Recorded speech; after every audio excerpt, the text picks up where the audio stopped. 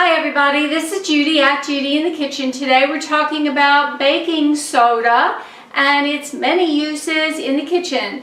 I have a long list here, so I've broken this up into two parts. So this is part one. So baking soda in the kitchen. One use is to help remove odors from your refrigerator. You can just take a small box of baking soda, open it up and just put it in the refrigerator and it will help to absorb odors. For best results, you want to replace that box every month. So you want to buy an inexpensive box and a small box and just put it in there, and it won't cost you a whole lot that way. Now, if you're like me and you're prone to dry skin and you use rubber gloves when you're dealing with cleaning or washing dishes or something like that, they can get sort of sweaty on the inside, and so they can develop moisture in there, and they can even develop an odor if you're not careful. One way to help prevent all that is to sprinkle a little bit of baking soda inside the glove. It'll make them easy to slip on and off, and it will eliminate any odors that happen to get going in there. Now, if you have a baking pan that's got a lot of baked on grease on there, you can use baking soda to help get this grease off of there. However, do not do this on an aluminum baking pan. It needs to be something other than that, like a stainless steel pan or anything but aluminum. You can sprinkle a little bit of baking soda on the pan where the baked on grease is, add a little dish detergent and some hot water, and then just allow that pan to soak for a while, and after a while the pan will be easier to clean. If you eat a lot of dried beans like we do, you may be getting tired of soaking them and cooking them for an untold amount of time.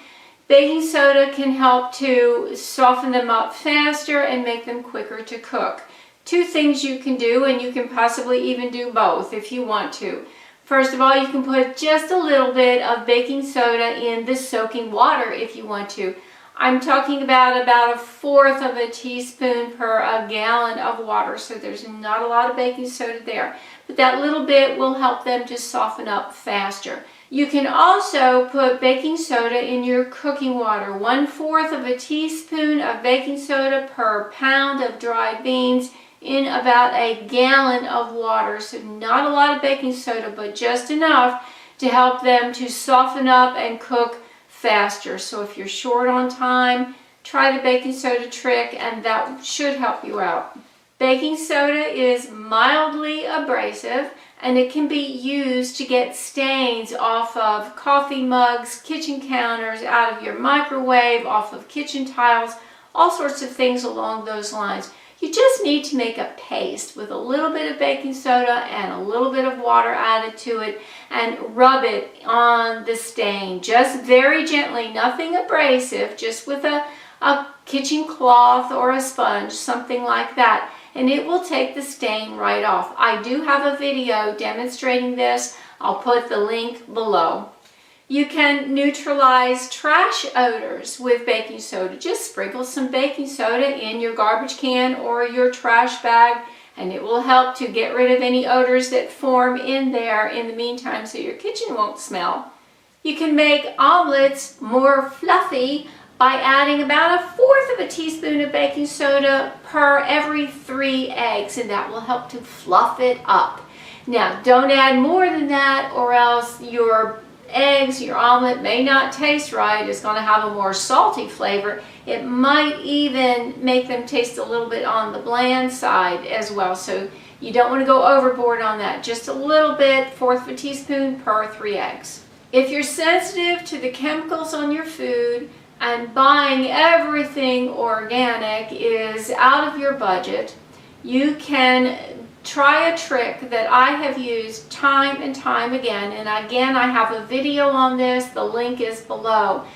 I will soak fruits and vegetables, particularly fruits that can be soaked, like apples, pears, peaches, grapes, not strawberries, but those types of fruits, in a solution of 1 teaspoon of baking soda per 1 to 2 cups of water.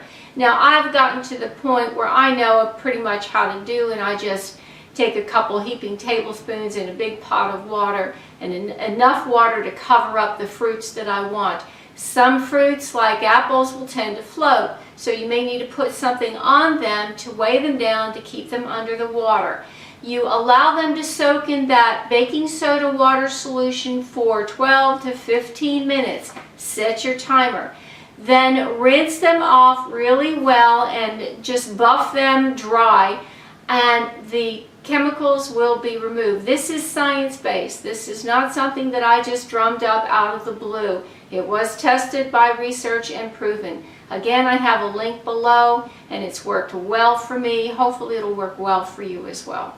If you have stains in plastic containers, you can remove the stains from the plastic containers by pretty much doing like what I said for like coffee stains in mugs. Make a paste of baking soda with a little bit of water, rub it on the plastic container where those stains are, and it will help to remove that. Then you just rinse it off and give it a good wash, and you're good to go. Baking soda can even be used as a natural oven cleaner. Now, do not use this on self-cleaning ovens. It can only be used on the old-fashioned, regular, standard type of oven that is not self-cleaning.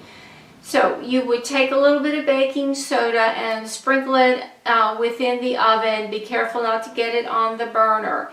And then you take a water bottle and just mist it, make a little bit of a paste on there, and rub it on the surface gently with a sponge. Nothing abrasive. You don't want to ruin the inside of your oven, okay? Nothing abrasive. Just get that on there.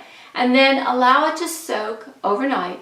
In the morning, take your sponge or your kitchen cloth, something like that, nothing abrasive, and just rub it off to remove the food grime that was loosened up by the baking soda solution. So just do that and rinse it off really well before you use the oven, and you should be good to go. Well, stay tuned for part 2. I hope this helps. This is Judy at Judy in the Kitchen. Bye for now.